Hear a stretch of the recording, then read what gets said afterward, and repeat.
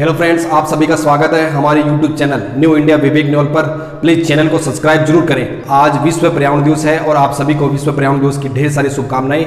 आज हम पर्यावरण पे आधारित चैप्टर जो कक्षा 12 में ज्योग्राफी में दिया है, बहुत ही शानदार चैप्टर है, सभी के लिए बहुत ही महत्वपूर्ण है। देखिए, पर्यावरण को बचाने के लिए युवाओं को आगे आना पड़ेगा, जिससे पर्यावरण बच सके। और युवा जो जब मिलकर काम करेगा तो निश्चित रूप से बड़ा परिवर्तन आएगा। जैसे पिछले साल ग्रेटा थनबर्ग ने किया था, तो ग्रेटा ने जो जोश युवाओं में भरा था, उस जोश को बरकरार रखने की जरूरत है। और जब 5 जून को ही पर्यावरण दिवस क्यों मनाया जाता है? क्योंकि 5 जून 1972 को स्वीडन की राजधानी है, जहां की ग्रेटा है, स्वीडन की राजधानी है स्टॉकहोम। तो स्वीडन की राजधानी स्टॉकहोम में पहली बार 5 जून 1972 को पर्यावरण को लेकर सभी देशों ने सोचना शुरू किया। पर्यावरण को लेकर पहली बार बैठक बुलाई गई, इसलिए 5 जून को पर्यावरण दिवस मनाया जाता है पहले ही। लेकिन इस सम्मेलन के बाद बड़ा सम्मेलन किसको लेकर हुआ? 1979 में जलवायु को लेकर। देखिए, पहला मुद्दा पर्यावरण था, दूसरा मुद्दा जलवायु था। जलवायु को लेकर कहां पर हुआ? स्विट्जरलैंड की राजधानी क्या है? राजधानी तो बर्न है, लेकिन स्विट्जरलैंड का बड़ा शहर जेनेवा, ठीक है, जेनेवा, जहां बहुत सारे मुख्यालय हैं। तो स्विट्जरलैंड के शहर जेनेवा में क्या हुआ? एक बड़ा सम्मेलन हुआ। किसको लेकर? जलवायु को लेकर, जलवायु परिवर्तन को लेकर एक बड़ा सम्मेलन हुआ 1979 में। इसके बाद 1987 में कनाडा के मॉन्ट्रियल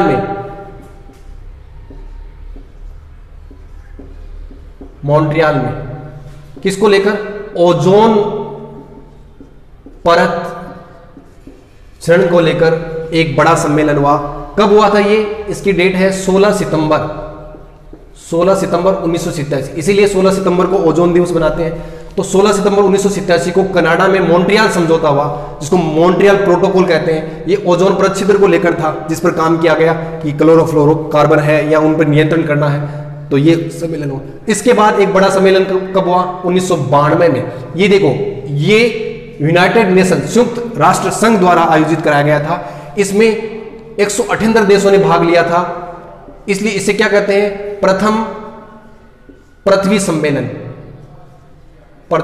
सम्मेलन बोलते हैं इसको। कहां पर हुआ था ये ब्राजील के शहर रियो डी जेनेरो में। ये रियो डी जेनेरो में था, इसलिए इसको प्रथम पृथ्वी सम्मेलन कहते हैं। इसमें क्या किया गया? रियो घोषणा पत्र जारी किया गया। घोषणा पत्र जारी हुआ। रियो घोषणा पत्र में क्या था कि हमें क्या करना पड़ेगा? हमें जैव विविधता का संरक्षण करना पड़ेगा।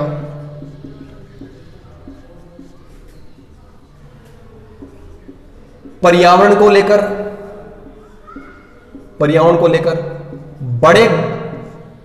बड़े कदम उठाने पड़ेंगे।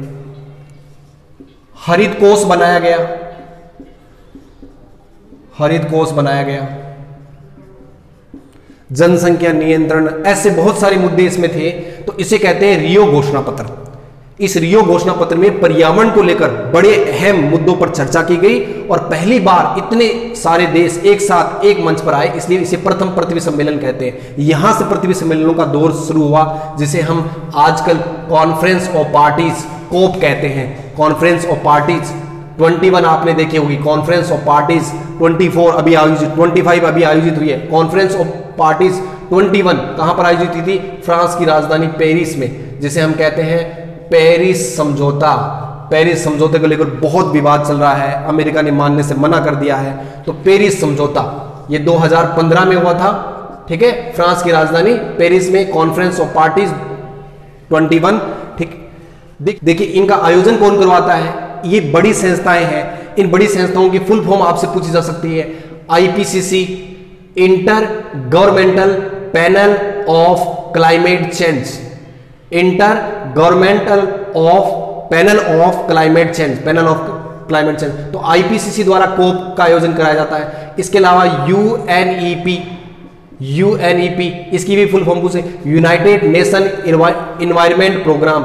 United nation environment programme UNEP, इसके अलावा IUCN प्रकृति के संरक्षण के लिए कार्य करता है, international union for conservation of nature, international union for conservation of nature, WWF कार्य करता है, world wild fund for nature, world wild fund for nature. तो ये बड़ी बड़ी संस्थाएं हैं जो पर्यावरण संरक्षण के लिए कार्य कर रही हैं। ये UN के अधीन ही कार्य करती है और कुछ अपने संयुक्त रूप से भी कार्य करते हैं, जैसे IPCC है वो अलग से कार्य करती है। इसके अलावा भारत में FRI, ठीक है, फॉरेस्ट रिसर्च इंस्टीट्यूट, FRI कहां पर स्थापित किया गया?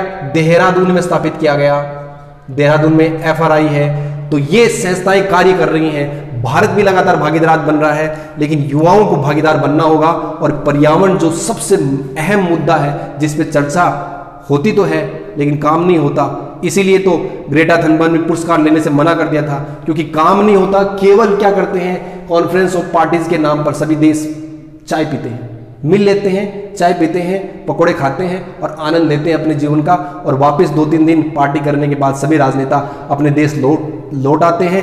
काम कोई नहीं करता, सिर्फ लड़ाई है और सबसे आगे निकलने की होड़ है। इस होड़ के चक्कर में क्या हो रहा है, बाकी जनता पिसती जा रही है। ज्योग्राफिक चैप्टर नंबर 12 में पर्यावरण से संबंधित चैप्टर है पूरा। इसमें 2 नंबर का क्वेश्चन पूछा जाएगा जो 12वीं क्लास के विद्यार्थी हैं ज्योग्राफी के, उनसे। लेकिन ये सभी के लिए इंपॉर्टेंट है। आगे जब आप कॉलेज में जाएंगे तो एक पर्यावरण का सब्जेक्ट भी रहता है, और पर्यावरण से रिलेटेड जो क्वेश्चन है वो सभी एग्जाम में 1-2 क्वेश्चन आपको हर जगह मिलते हैं, तो सभी के लिए महत्वपूर्ण है ये। देखिए क्या परिभाषा प्रदूषण की, वायु, जल तथा पृथ्वी के भौतिक, ये हमारी पृथ्वी है, पृथ्वी पर क्या है, जल है और बाहर है वायु। देखिए जलमंडल, वायुमंडल, ठीक है, इन दोनों से मिलकर क्या बना है, जैवमंडल। ठीक है, देखिए जहां जल होगा, जहां वायु होगी और भूमि पृथ्वी है ही, तो जल और वायु दोनों मिले हैं तभी तो जीव रह रहे हैं पृथ्वी पर। बाकी अदर ग्रह पर जल और वायु की क्या है, कमी है, कहीं वायु है तो जल नहीं है, तो इसलिए पृथ्वी जैवमंडल है। पृथ्वी पर जैवमंडल संभव है, पृथ्वी पर जीवन संभव है। तो अब वायु और जो जल है वो ऐसे तो नहीं है जैसे पहले थे, उनमें कुछ परिवर्तन आ रहे हैं। लेकिन देखिए अच्छे परिवर्तन आना अच्छी बात है, लेकिन नकारात्मक परिवर्तन आना क्या हो गया, प्रदूषण। तो भौतिक, भौतिक क्या, जैसे रंग है, ठीक है, आप पानी के अंदर मिट्टी डाल देंगे तो उससे क्या हो जाएगा, जैसे भौतिक, ये पेन है, ये भौतिक है, ये आपको दिखाई दे रहा है ना, तो उसका रंग आपको दिखाई दे रहा है, तो वो भौतिक परिवर्तन हो जाएगा। रासायनिक परिवर्तन, उसमें जो पोषक तत्व हैं उनमें यदि परिवर्तन हो जाए, जैविक गुण, जो उसके जैविक गुण हैं, चाहे वायु हो चाहे जल हो, ठीक है, उनके जैविक गुणों में परिवर्तन हो जाए, कैसा परिवर्तन, नकारात्मक परिवर्तन, तो उसको क्या कहेंगे हम, प्रदूषण।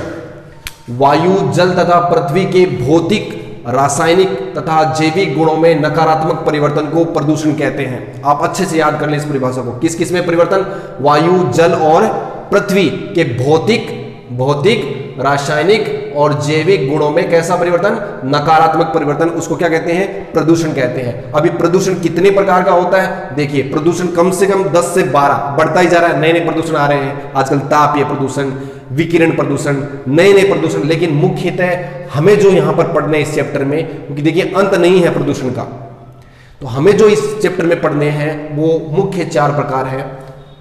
वायु प्रदूषण, जल प्रदूषण, ध्वनि प्रदूषण, मृदा प्रदूषण। ठीक है, वायु, जल, ध्वनि और मृदा, इनमें हमें क्या पढ़ना है। देखिए वायु प्रदूषण होता क्यों है, कारण, फिर इसका नुकसान क्या होता है, चाहे मानव जीवन को हो, चाहे पशु पक्षियों को हो, चाहे पृथ्वी को हो, फिर हम इसके लिए निवारण क्या निकाल सकते हैं। बस कारण, नुकसान और निवारण, आपको यही जानना होता है। इसके बाद में कुछ प्रदूषण के कुछ कारण, कुछ इफेक्ट पड़े हैं पृथ्वी पर। एक तो अम्लीय वर्षा हो गई है, अम्लीय वर्षा होना शुरू हो गई, इसमें भी कारण, नुकसान और निवारण पड़ेंगे। एक हरित गृह प्रभाव बड़ा चर्चा में रहता है, ओजोन परत में क्षरण, ये भी बड़ा चर्चा में, तो हम इनको पढ़ेंगे। इन दोनों को विशेष तौर से आप पढ़ लीजिएगा इस साल के लिए, क्योंकि अम्लीय वर्षा पिछले वर्ष आ चुका है। ये दो ओजोन परत क्षरण, ओजोन परत में छिद्र। देखिए समझिए क्या है ओजोन परत। देखिए समताप मंडल है, समताप मंडल कहाँ है? ये पृथ्वी से 30 से 80 किलोमीटर ऊंचाई पर जो मंडल है समताप मंडल, उसके ऊपर एक लेयर पाई जाती है जिसे हम कहते हैं ओजोन परत। ओजोन परत ये क्या करती है? ये जो सूर्य है, सूर्य से आने वाले अल्ट्रावायलेट, ठीक है, पेराबैंगनी किरणों से हमारी रक्षा करती है। पेराबैंगनी किरणों से रक्षा करती है, कवच के रूप में कार्य करती है। ये पेराबैंगनी किरणों को पृथ्वी पर आने से रोकती है। अब क्या हो रहा है कि क्लोरोफ्लोरोकार्बन के कारण इस ओजोन परत, ठीक है, अल्ट्रावायलेट किरणों को आने से रोकती है। इस ओजोन परत की सांद्रता में कमी आ रही है, और इस ओजोन परत की सांद्रता में जो कमी आ रही है उसी को ओजोन परत या ओजोन परत में छिद्र कहा गया है। ठीक है, तो ये कमी क्यों आ रही है? देखिए जरा, देखिए जरा, ये ओजोन परत में कमी क्यों आ रही है? ओजोन की सांद्रता में कमी क्यों हो रही है? क्लोरोफ्लोरोकार्बन, ये क्लोरोफ्लोरोकार्बन है। ये क्लोरोफ्लोरोकार्बन अल्ट्रावायलेट किरणों के संपर्क में आएगा तो क्या होगा? ठीक है, देखिए क्लोरोफ्लोरोकार्बन जब अल्ट्रावायलेट की पेराबैंगनी किरणों के संपर्क में आएगा तो यहां से क्लोरीन मुक्त हो जाएगी, क्योंकि क्लोरोफ्लोरोकार्बन कई प्रकार के होते हैं, तो एक क्लोरीन मुक्त हो जाएगी। ये क्लोरीन मुक्त क्लोरीन है, ये ओजोन परत के संपर्क में आएगी, ओजोन गैस के संपर्क में आएगी। इसको ओजोन बोलते हैं, तो ओजोन गैस O3 ओजोन होता है, तो ओजोन गैस के संपर्क में आएगी और क्या बना लेगी? ClO, ठीक है, और यहां से क्या मुक्त हो जाएगी? ऑक्सीजन। तो अब देखिए ये स्थायी तो है नहीं, ये वापिस क्रिया करेगा किसके साथ? ओजोन के साथ, ठीक है, और क्या बना लेगा? Cl, क्लोरीन बना लेगा वापिस। और देखिए ऑक्सीजन के कितने अणु बन जाएंगे? 2 अणु ऑक्सीजन के बन जाएंगे। तो आप देख रहे हैं जो आपकी ओजोन है वो किस में बदल जा रही है? ऑक्सीजन में बदल जा रही है। किसके कारण? इस क्लोरीन मुक्त मूलक के कारण, क्लोरीन मुक्त मूलक के कारण। और ये क्लोरीन मुक्त मूलक किससे बना है? देखिए क्लोरोफ्लोरोकार्बन के कारण, क्लोरोफ्लोरोकार्बन के कारण बना है। तो क्लोरोफ्लोरोकार्बन के कारण ओजोन परत की सांद्रता में क्या आ रही है? कमी आ रही है। एक क्लोरीन का जो मुक्त मूलक होता है वो कम से कम 10,000 कणों को, ओजोन गैस के 10,000 कणों को कम कर सकता है। तो आप देख रहे हैं, तो सांद्रता में धीरे धीरे कमी आ रही है, जिससे अंटार्कटिका वाली जगह पर क्या बन गया? एक छेद बन गया। कब? 1987 के आसपास। तो जिससे क्या हुआ? बहुत बड़ा नुकसान हुआ पृथ्वी पर, कैंसर जैसा रोग फैलने लगा। तो देखिए अब इसके कारण, प्रभाव और उपाय पढ़ते हैं। कारण क्या है? देखिए हेलोजनिक गैसें हैं, हेलोजन जो समूह है उससे गैसें, chlorofluorocarbon, chlorine, bromine, carbon tetrachloride, ये जो है ये हेलोजनिक गैसें हैं। इनके कारण ओजोन परत में क्षय होता है। समताप मंडल में क्लोरीन परमाणु की विसरण से, जो समताप मंडल है उसमें क्लोरीन प्रभाव, ये जो क्लोरीन परमाणु है इसका जो विसरण हो रहा है, इसके विसरण के कारण ओजोन परत में क्या हो रही है? कमी आ रही है सांद्रता में, क्योंकि ओजोन परत के संपर्क में आता है ये। और प्रभाव क्या होंगे? त्वचा, अब देखिए अल्ट्रावायलेट किरणें जब छिद्र हो जाएगा तो ये पेराबैंगनी किरणें बड़ी ही नुकसानदायक है। ये अल्ट्रावायलेट किरणें सीधी कहां पर पहुंचेंगी? पृथ्वी पर, और त्वचा का कैंसर और मोतियाबिंद जैसे रोगों का प्रभाव है वो अधिक होगा और बढ़ेंगे। समुद्री खाद्य श्रृंखला, ये जब अल्ट्रावायलेट किरणें समुद्र में जाएंगी तो समुद्री खाद्य श्रृंखला, जो समुद्री खाद्य श्रृंखला है, खाद्य जाल है, वो टूटेगा, पर विपरीत प्रभाव पड़ेगा। रोग प्रतिरोधक क्षमता, मानव की रोग प्रतिरोधक क्षमता पर विपरीत प्रभाव पड़ेगा। अनेक बीमारियां हो जाएंगी, मानव की जो रोग से लड़ने की क्षमता है वो कम हो जाएगी, और अनेक भयंकर बीमारियां हो सकती हैं। अब उपाय हमने क्या करें? पूरे विश्व ने मिलकर, देखिए पूरे विश्व ने मिलकर 16 सितंबर 1987 को 16 सितंबर 1987 को पहली बार मॉन्ट्रियल शहर है कनाडा का, वहां पर एक समझौता किया जिसको हम मॉन्ट्रियल प्रोटोकॉल कहते हैं। तो मॉन्ट्रियल प्रोटोकॉल के तहत क्या किया गया कि जो CFC का जो स्तर है वो 1987 का जो स्तर है उससे आगे नहीं बढ़ने दिया जाएगा। CFC के उत्पादन और उपयोग पर पूर्णतया रोक होगी। तो उस प्रोटोकॉल को सभी देश लागू करें तो फिर क्या हो सकता है? ओजोन परत के क्षय को हम रोक सकते हैं, और इसमें कारगर भी रहे हैं। इस प्रोटोकॉल को अपनाया है बहुत सारे देशों ने और इसमें सफलता भी मिली है। CFC पर पूर्णतया रोक हो, CFC के उत्पादन, CFC और फोम, जो गद्दों में फोम आता है उस पर पूर्णतया रोक हो। रेफ्रिजरेटर में उपयोग होने वाले CFC पर रोक लगे। 16 सितंबर को क्या बनाया जाता है इसीलिए? ओजोन दिवस। ठीक, इस साल के लिए बहुत ही महत्वपूर्ण 2 प्रश्न हरित ग्रह प्रभाव और ओजोन परत है। तो हम देखते हैं हरित ग्रह प्रभाव। देखिए हरित ग्रह प्रभाव क्या होता है? हरित ग्रह प्रभाव को परिभाषा आपको लिखने के लिए कहे तो क्या है? देखिए ये पृथ्वी है, पृथ्वी पर गैसों का जो अनुपात है वो एक निश्चित मात्रा में 78% नाइट्रोजन है, फिर 21% ऑक्सीजन है, फिर आर्गन है, और फिर 0.03% क्या है? CO2 है। तो ये जो कार्बन डाइऑक्साइड की इतनी मात्रा है, तो ये क्या करती है? जो सूर्य की विकिरण है, सूर्य है उसकी किरणें आती हैं, इधर विकिरण आती हैं, जिससे आने देती है कौन? CO2। ठीक है, इससे पृथ्वी पर क्या होती है? उष्मा बढ़ती है, और पृथ्वी की उष्मा को जाने देती है कौन? CO2, जब इसकी मात्रा 0.03% हो। लेकिन जब इसकी मात्रा बढ़ जाए, ठीक है, मात्रा बढ़े किसकी? CO2 की, तो CO2 की मात्रा इंक्रीज हो जाएगी, तो CO2 एक आवरण बना लेती है, पृथ्वी के चारों ओर एक मोटी परत बना लेती है। अब विकिरण आ तो जाती हैं, सूर्य की विकिरणें आ तो जाती हैं, लेकिन पृथ्वी की उष्मा वापिस नहीं जा पाती, जिससे पृथ्वी पर तापमान बढ़ने लगता है। देखिए क्या परिभाषा होगी कि CO2 की मात्रा में वृद्धि के कारण सूर्य से आने वाली विकिरणें पृथ्वी पर तो पहुंच जाती हैं, लेकिन अत्यधिक मात्रा के कारण कार्बन डाइऑक्साइड पृथ्वी के चारों ओर एक आवरण बना लेती है, जिसके कारण पृथ्वी की उष्मा बाहर नहीं जा पाती वायुमंडल में, और पृथ्वी का तापमान बढ़ जाता है। इसे ही हम हरित ग्रह प्रभाव कहते हैं। तो ये है हरित ग्रह प्रभाव। आप इसको अच्छे से याद रखें, ये बड़े कंपटीशन एग्जाम में भी बहुत बार आता है। ये गैसें आपको हर एग्जाम में मिल जाएंगी कि निम्न में से पहचानिए कौन सी हरित ग्रह प्रभाव गैस है। तो CO2 कार्बन डाइऑक्साइड, जलवाष्प NO2 और CH4 मेथेन। ठीक है, कार्बन डाइऑक्साइड, नाइट्रोजन ऑक्साइड और मेथेन और जलवाष्प, इन गैसों के कारण क्या होता है? हरित ग्रह प्रभाव। रेफ्रिजरेटर जो हमारा फ्रीज होता है, और AC एयर कंडीशनर, इनमें उपयोग होने वाला क्लोरोफ्लोरोकार्बन के कारण भी क्या होता है? हरित ग्रह प्रभाव होता है। दुष्प्रभाव क्या है इसके? तो देखिए सीधा सा दुष्प्रभाव है कि पृथ्वी के तापमान में वृद्धि। अब पृथ्वी का तापमान बढ़ेगा तो जो बर्फ है, ग्लेशियर की बर्फ है, बर्फ पिघलेगी, और बर्फ पिघलेगी तो समुद्रों का जल स्तर क्या होगा? बढ़ेगा। समुद्रों का जल स्तर बढ़ेगा तो समुद्रों का जल स्तर बढ़ जाता है। मौसम में परिवर्तन होता है, जैव विविधता नष्ट हो जाती है या जैव विविधता में परिवर्तन आता है। तो ऐसे बहुत सारे, खाद्यान्न में कमी आ रही है, हरित ग्रह प्रभाव बढ़ने के कारण फसलें चौपट हो रही हैं। गेहूं का उत्पादन भारत और चीन दोनों में ही निरंतर कम हो रहा है। तो ये इसके क्या हो गए? दुष्प्रभाव हो गए। अब उपाय क्या करें? उपाय सीधा सा है, जीवाश्म ईंधन का उपयोग करें, क्योंकि जीवाश्म ईंधन के कारण ही CO2 और NO2, ठीक है, जीवाश्म ईंधन अर्थात कोयला और पेट्रोल, इन दोनों की कारण आती है। अधिक से अधिक वृक्षारोपण किया जाए, ज्यादा से ज्यादा पेड़ लगाए जाए, तो ये संभव हो सकता है कि हम हरित ग्रह प्रभाव को कम कर सकें। वर्तमान में स्थिति बड़ी भयावह है कि 2050 तक ऐसी स्थिति बन जाएगी कि समुद्रों के जल स्तर बढ़ते जल स्तर के कारण समुद्रों के आसपास के बहुत सारे शहर डूब जाएंगे, और हो सकता है कि आधी दुनिया नष्ट हो जाए।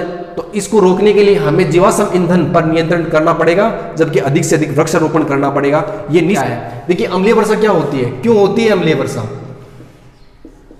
अम्लीय वर्षा देखिए वाहनों से क्या निकलता है? सल्फर और नाइट्रोजन, जो पेट्रोलियम पदार्थ होते हैं ना, पेट्रोलियम पदार्थों में क्या होता है? सल्फर और नाइट्रोजन, ये ऑक्सीजन के संपर्क में आकर SO2 और NO2 बना लेते हैं। ठीक है, अब बादल होते हैं, उनमें होता है H2O, तो SO2 H2O के साथ क्रिया करके क्या बनाता है? H2SO4, जिसको बोलते हैं सल्फ्यूरिक अम्ल, और NO2 H2O के साथ क्रिया करके क्या बनाता है? HNO3, जिसको बोलते हैं नाइट्रिक अम्ल। ये दोनों ही क्या है?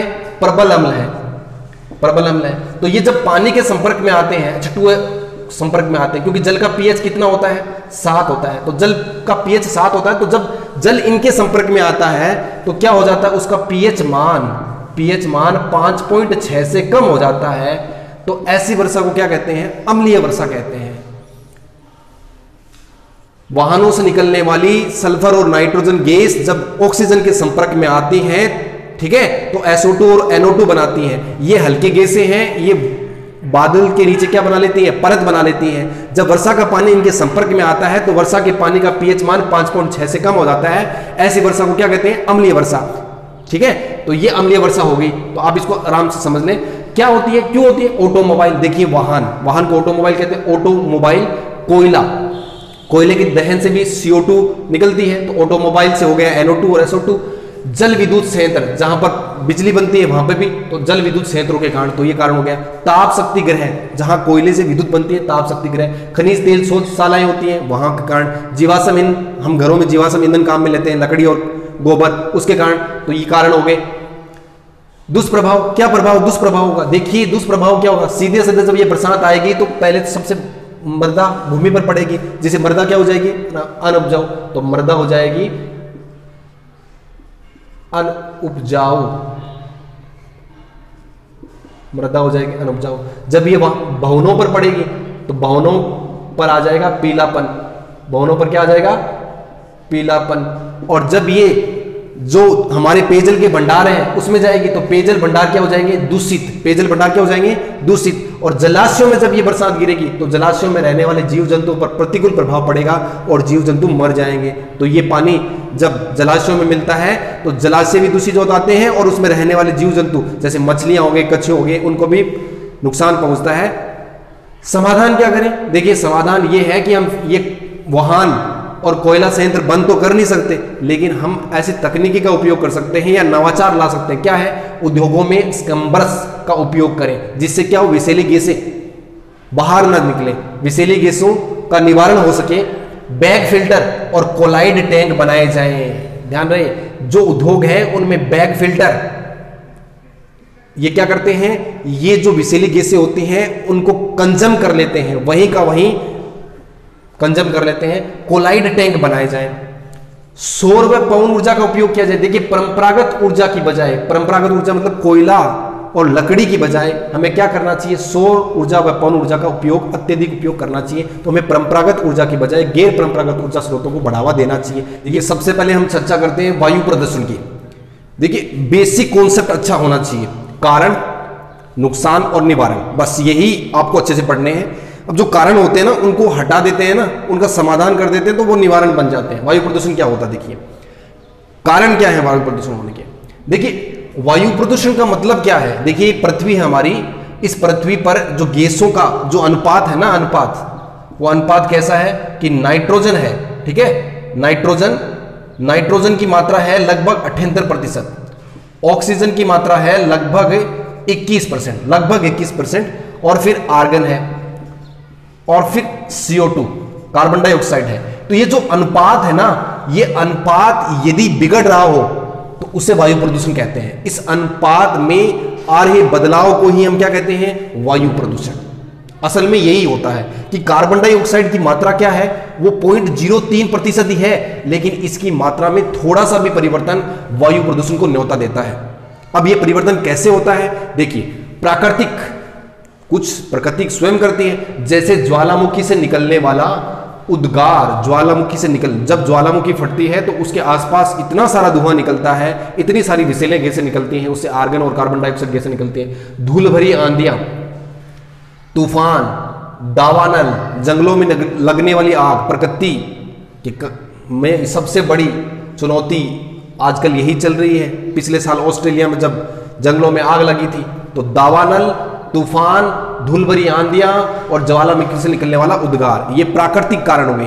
अब अप्राकृतिक मतलब कृत्रिम कारण क्या है, मानव स्वयं सबसे बड़ा जिम्मेदार है इसके लिए।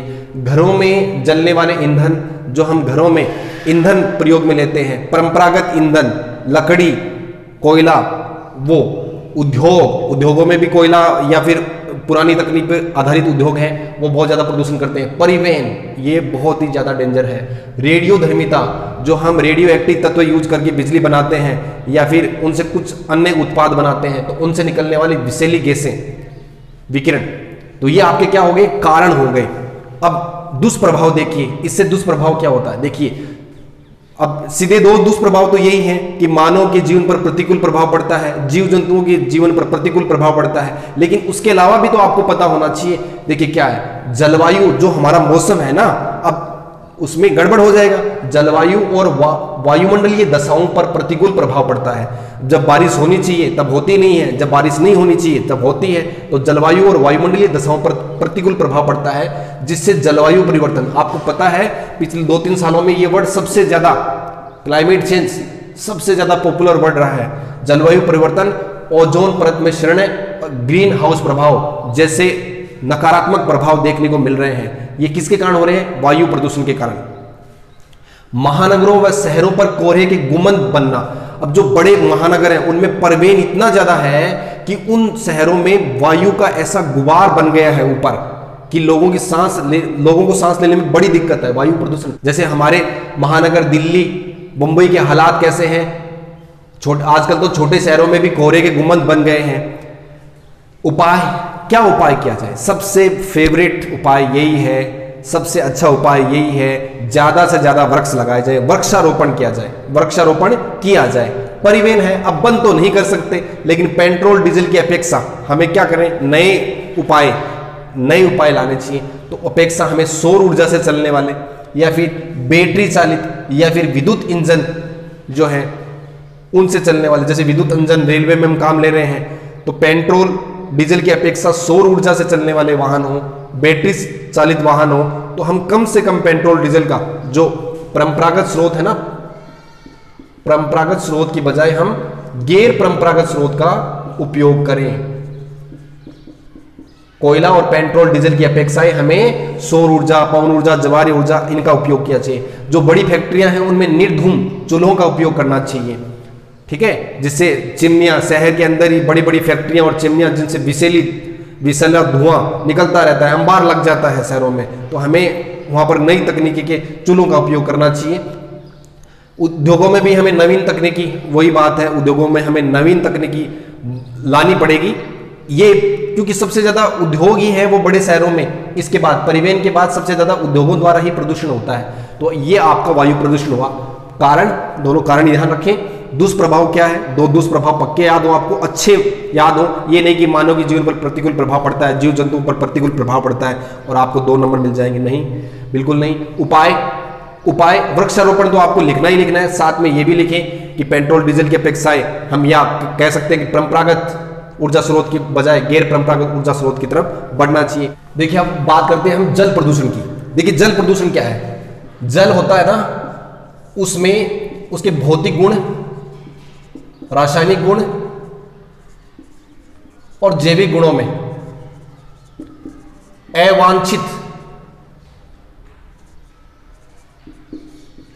अवांछित परिवर्तन,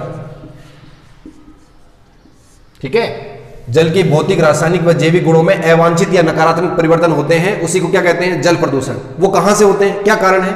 देखिए घरेलू वाहित मल, जो सीवर का जल है, जब वो स्वच्छ जल में जाकर मिल जाता है तो उसके कारण कृषि अपशिष्ट, खेती का जो कचरा है, आजकल लोग पेस्टिसाइड्स, बड़े रसायन यूज कर रहे हैं खेतों में, तब जब वो जाकर जलाशयों में मिलता है उसके कारण औद्योगिक अपशिष्ट, उद्योगों के नाले, गंदे नाले सीधे ही नदियों में, झीलों में खोल दिए गए हैं। खनिज तेल, समुद्रों में जब जहाज के जहाज पलट जाते हैं या फिर खनिज तेल शोधशालाएं हैं, उनके कारण भी जल अपशिष्ट, जल वह प्रदूषित होता है। तापीय प्रदूषण, जब विद्युत बनाई जाती है तो उसके कारण भी प्रदूषण होता है। और रेडियोधर्मी अपशिष्ट, ये जहां पर यूरेनियम पर आधारित प्लांट लगे हैं, वहां से निकलने वाला विषैला कचरा है, ठीक है, वो किस में मिल जाता है? स्वच्छ जल में, जिसके कारण भी क्या हो जाता है? जल प्रदूषित हो जाता है। ये कारण याद रखें, घरेलू वाहित मल, कृषि अपशिष्ट, औद्योगिक अपशिष्ट, ठीक है, खनिज तेल, तापीय दूषित, ठीक है, और तापीय प्रदूषण और रेडियोधर्मी अपशिष्ट,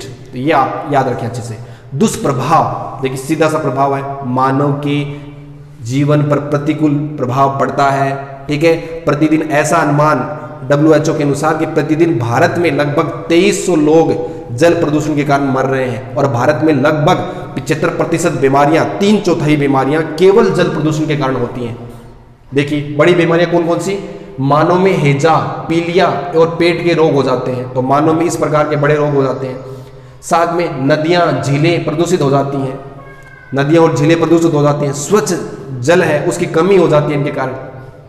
अब हम उपाय क्या करें? इसके लिए उपाय हमें क्या करना चाहिए? देखिए घरेलू वाहित मल, अब इसको तो रोक नहीं सकते आप, सीवर को तो रोक नहीं सकते क्योंकि वो तो पॉपुलेशन बढ़ती जा रही है, तो वो तो बढ़ता ही जा रहा है। लेकिन क्या कर सकते हैं कि हम उसका ट्रीटमेंट प्लांट बना सकते हैं। तो सीवर शोध संयंत्रों की स्थापना, जहां बड़े शहर हैं या छोटे शहरों में भी जहां सीवर है, उनको उनकी जल को क्या किया जाए, शोध किया जाए, मतलब जल को वापस उपयोग के लायक बनाया जाए, उसको स्वच्छ जल में मिलने से रोका जाए। एक अलग प्लांट बना के उस जल का ऐसा उस जल को ऐसे तैयार किया जाए जिससे वो कृषि कार्य किसी अन्य कार्य में काम आ सके, बजाय वो स्वच्छ जल में मिलने के। तो सीवर शोध संयंत्रों की स्थापना की जाए। हम क्या कर सकते, ये सबसे अच्छा उपाय है। रासायनिक कृषि के स्थान पर हम जैविक कृषि कर सकते हैं। जो रासायनिक खाद यूज करते हैं उसके कारण भी क्या होता है, जब कृषि अपशिष्ट होता है या फिर कृषि के जो उत्पाद होते हैं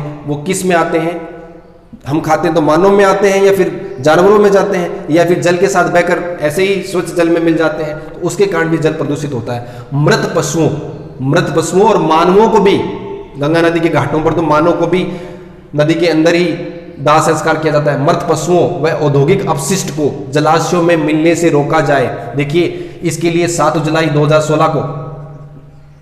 2016 को नमामि गंगे प्रोजेक्ट शुरू किया गया, गंगे, जिससे जो गंगा नदी है उसके घाटों को क्या किया जाए, घाटों का आधुनिकीकरण किया जाए, स्वच्छ बनाया जाए, उसके आसपास पौधारोपण किया जाए जिससे गंगा नदी की सफाई हो सके। सरकार का ये प्रोजेक्ट तो बहुत अच्छा था लेकिन इतनी सफलता नहीं मिल पाई, क्योंकि लोग जागरूक होंगे तभी ऐसे प्रोजेक्ट सफल होंगे। ऐसे पर्यावरण, देखिए ध्वनि प्रदूषण की परिभाषा क्या है, एक निश्चित सीमा है। ध्वनि मापते किसमें है, डेसिबल में। तो 80 से 120 डेसिबल की तो निश्चित सीमा है, इससे ज्यादा ध्वनि मानव के स्वास्थ्य के लिए अच्छी नहीं है। तो तय सीमा से अधिक ध्वनि के कारण मानव में जो शारीरिक और मानसिक प्रतिकूल प्रभाव पड़ते हैं उसे ध्वनि प्रदूषण कहा जाता है। तय सीमा से अधिक ध्वनि के कारण मानव पर शारीरिक और मानसिक रूप से जो प्रतिकूल प्रभाव पड़ते हैं उसे क्या कहा जाता है, ध्वनि प्रदूषण। कारण क्या होता है, ये आवाज आती कहां से, औद्योगिकरण, बड़े बड़े उद्योग लगे उनसे सारी दिन भर आवाजें आती रहती हैं, बड़ी तेज आवाज आती है। शहरीकरण, शहरों में बड़ी बड़ी मशीनें चलती रहती हैं, गाड़ियों का शोर होता रहता है, तो उसके कारण, और शहरों में यातायात हो गया तो यातायात के साधन ये भी साथ में, एवं ध्वनि विस्तारक, डीजे और बड़ी बड़ी तेज ध्वनि निकालने वाले यंत्र, माइक वगैरह, तो उनके कारण भी क्या होता है, ध्वनि प्रदूषण होता है। वायुयान और जेट जो विमान होते हैं उनके कारण भी वायु प्रदूषण अधिक मात्रा, क्योंकि इनकी ध्वनि भी बड़ी तेज होती है। दुष्प्रभाव, देखिए इससे मानव पर क्या असर पड़ेगा, देखिए जीव जंतु पर पड़ता है जैसा प्रभाव मानव पर पड़ता है, मानव मस्तिष्क पर प्रतिकूल प्रभाव पड़ता है। और जो मानव का मस्तिष्क है उस पर प्रतिकूल प्रभाव, क्योंकि शारीरिक और मानसिक रूप से दबाव झेलता है, जब मानव को चिड़चिड़ा बना देती है, तेज ध्वनि मानव को चिड़चिड़ा बना देती है। कुछ देर के लिए जरूर आनंद होता है आप जब डीजे पर डांस करते हैं, लेकिन उसके बाद आपके कान या फिर शारीरिक रूप से भी बड़ा नुकसान होता है, वो पता नहीं चलता। यदि आप लंबे समय तक वहां रहे तो चिड़चिड़ापन हो जाते हैं, बहरापन हो जाता है, कान सूने हो जाते हैं, अत्यधिक उच्च ध्वनि और ज्यादा ही उच्च ध्वनि पर आप यदि अधिक समय बिताएं तो पागल भी हो सकते हैं, तो ऐसी स्थिति भी आ जाती है। अब उपाय क्या करें, देखिए ध्वनि विस्तारक यंत्रों को एकदम बंद तो नहीं किया जा सकता, लेकिन सार्वजनिक स्थानों पर उनका उपयोग कम किया जा सकता है। बेवजह सार्वजनिक स्थानों पर उनका उपयोग नहीं किया जाए। हम क्या करते हैं, बेवजह ही वाहन का हॉर्न बजाते रहते हैं, तो बेवजह वाहन का हॉर्न ना बजाएं, क्योंकि वाहन के हॉर्न से भी बहुत ज्यादा चिड़चिड़ापन आता है मानव में। या फिर जो ध्वनि विस्तारक यंत्र होते हैं उनमें लोग बेवजह ही क्या करते हैं, तेज गति में गाने चलाते जाते हैं। तो ऐसे, चलो आपको अच्छा लगता है लेकिन क्या दूसरे को अच्छा लग रहा है, कभी आपने सोचा है? देखिए अगला प्रदूषण है मृदा प्रदूषण। कारण क्या है, देखिए मृदा प्रदूषण होता क्या है, जब मृदा में जो पोषक तत्व हैं उनकी कमी हो जाए। क्यों कमी हो जाएगी, क्योंकि अवांछित पदार्थ जब मृदा में मिल जाएंगे तो पोषक तत्वों की कमी होगी और उसके कारण मृदा क्या हो जाएगी, प्रदूषित हो जाएगी, और जिससे उत्पादन क्या होगा, कम होगा। क्यों होता है, रासायनिक खादों का उपयोग। देखिए अत्यधिक रासायनिक खाद का उपयोग करने से भी मृदा प्रदूषित हो जाती है और अनुपजाऊ हो जाती है। जैसे पंजाब राज्य में क्या हुआ, हरित क्रांति के बाद बहुत अधिक मात्रा में रासायनिक खादों का उपयोग किया गया, जिसके कारण वहां पर क्या हो गई, भूमि क्या हो गई, प्रदूषित हो गई। तो ऐसी स्थितियां बन जाती हैं प्रदूषित जल के कारण। और जब प्रदूषित जल होगा जो भूमि पर कहीं ना कहीं रहेगा, उसके कारण भी भूमि क्या हो जाती है, प्रदूषित हो जाती है। तो दो कारण आपको ध्यान, रासायनिक खादों के अत्यधिक उपयोग से और प्रदूषित जल के कारण। देखिए दुष्प्रभाव, ये सारे एक जैसे से हैं, इनका निवारण। दुष्प्रभाव या नुकसान क्या होंगे? देखिए यदि मृदा प्रदूषित हो जाएगी तो कृषि योग्य भूमि की क्या हो जाएगी, कमी। तो कृषि योग्य भूमि में क्या हो जाएगी, कमी। प्लस मृदा प्रदूषित रहेगी तो वहां पर जल ठहरेगा, वो भी प्रदूषित होगा। साथ साथ में मृदा में हम रहते हैं तो हमारे क्या हो जाते हैं, पेचिस प्रवाहिका, ठीक है, पेचिस हो गया। आंखों के रोग, आंखों में जब धूल के कण जाते हैं, प्रदूषित धूल के कण जाते हैं तो आंखों के रोग हो जाते हैं, हैजा हो जाता है, मलेरिया हो जाता है, तपेदिक जैसी बीमारियां हो जाती हैं। तो ये मानव में रोग हो जाते हैं। अब उपाय क्या करें? देखिए रासायनिक कृषि को त्यागना पड़ेगा, जैविक कृषि की तरफ आना पड़ेगा आपको। यदि मृदा प्रदूषण को रोकना है तो आपको जैविक कृषि की तरफ आना पड़ेगा। प्लस दूसरा, जल प्रदूषण पर आपको नियंत्रण करना पड़ेगा, तभी आप मृदा प्रदूषण पर नियंत्रण कर पाएंगे। तो जल प्रदूषण पर नियंत्रण और जैविक कृषि अपनानी पड़ेगी, तो आप मृदा प्रदूषण को रोक पाएंगे, जिससे खाद्यान्न की जो समस्या हो रही है वर्तमान में उसको हम दूर कर पाएंगे।